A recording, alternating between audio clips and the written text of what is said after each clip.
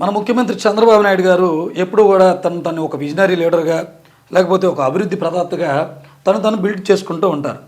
వాళ్ళ మంత్రులు అలాగే వాళ్ళ పార్టీ నాయకులు కూడా ఆయన అలాగే హైలైట్ చేస్తారు. మరి వాస్తవానికి చూస్తే ఆయన పనిచేసినటువంటి ఈ 40 ఇయర్స్ ఏవైతే ఉన్నాయో, ఆయన రాజకీయాల్లోకి వచ్చిన 40 ఇయర్స్ కూడా ఆయన ఎక్స్పీరియన్స్ అంతా వాడి ఒక నిజాన్ని అవతల వ్యక్తికి కన్ఫర్మేషన్ ఇవ్వకోకుండా దాన్ని మసిపూసి మారేడుగా చేయటంలో ఆయన తర్వాత ఎవరైనా చెప్పుకోవచ్చు.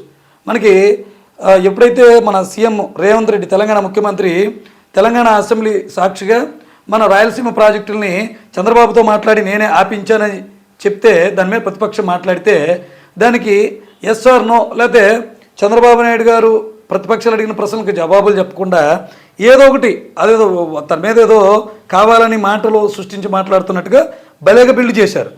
జగడాలతో జలాలు రావంట ఇద్దరికి కూడా, పోలవరమే దాని పరిష్కారం అంట. ఇరు రాష్ట్రాలకు ప్రయోజనం.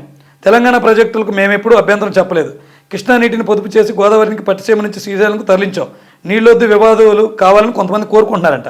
సీమ ఎత్తిపోతలంటూ వివాదాలు సృష్టిస్తున్నారంట. వృధా జలాలపై గొడవలతో ఇరువురికి నష్టం. మరోసారి కీలక వ్యాఖ్యలు చేసిన చంద్రబాబు. అంటే అసలు కీలక వ్యాఖ్యలు లేకపోతే గొడవలకు వివాదాలకు ఎవరు చూశారు?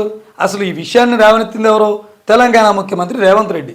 మరి ఆయన వ్యాఖ్యలను ఖండించాలి కానీ ప్రతిపక్షాలు ఏదో కావాలని ఆరోపణలు చేస్తున్నట్టు, వీళ్ళిద్దరూ సమన్వయం పాటించినట్టు ఇలా మసిబుసి మారేగా చేయటం తప్ప స్ట్రైట్గా ఆన్సర్ చెప్పరు. ఆయన ఎక్స్పీరియన్స్ని విజనరీని ఉపయోగించి ఏపీని తీర్చిదిద్దట్లా.